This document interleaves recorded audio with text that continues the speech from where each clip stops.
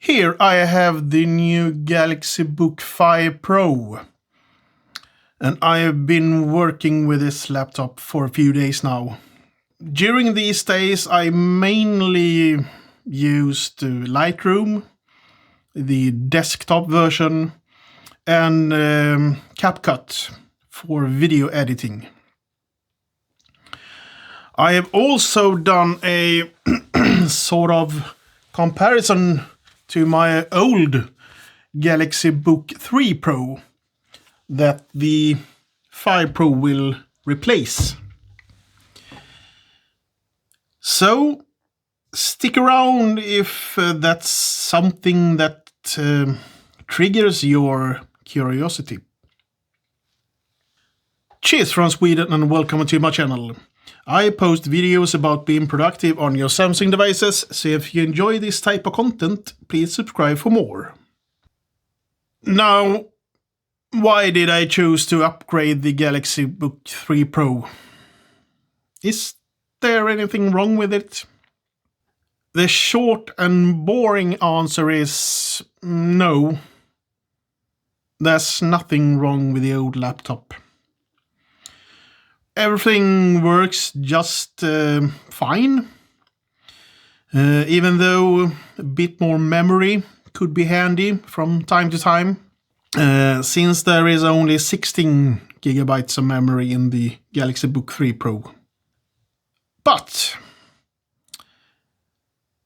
I never managed to be a friend of the shifted keyboard layout on the Galaxy Book3 Pro and every other 16-inch laptop from Samsung. As far as I know, at least. And this made the Book3 Pro more of a desktop computer rather than a laptop computer, which made me not use the Galaxy Book3 Pro as much as I should. So, when I saw that the Galaxy Book5 Pro, and for me the one with the right keyboard layout, that's the 14-inch version, also could be configured with 32 gigabytes of memory, well, it was somewhat of a no-brainer for me. That's the one I should buy. Plus, and this is, well, very important, because I'm not made of money.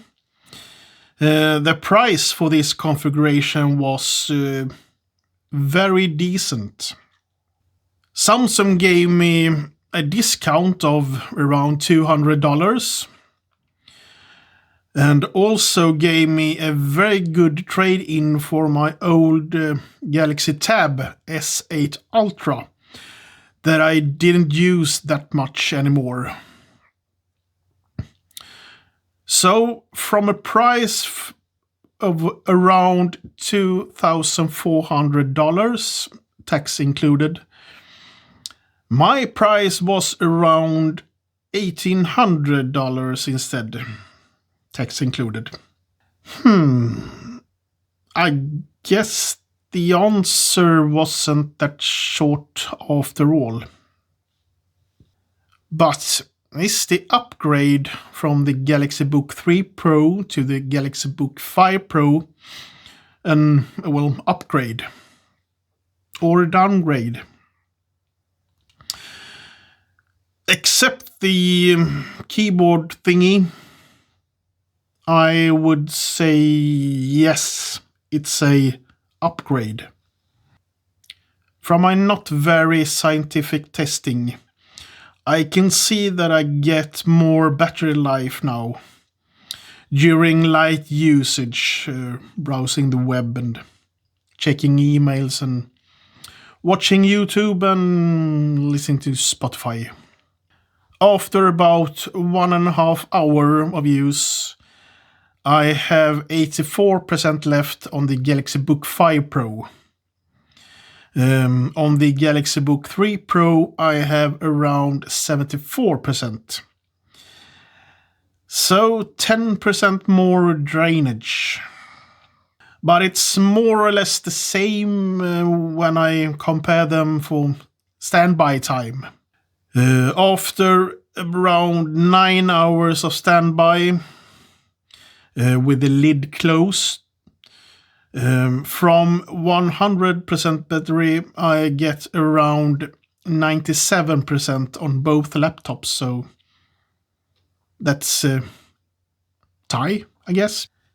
I also did a export test in CapCut. A 4K 10 minutes timeline with footage shot on my S25 Plus.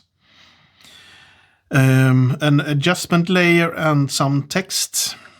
A 4K H.264 export took around 5.42 minutes on the Galaxy Book5 Pro, and I had around 5% of battery drainage.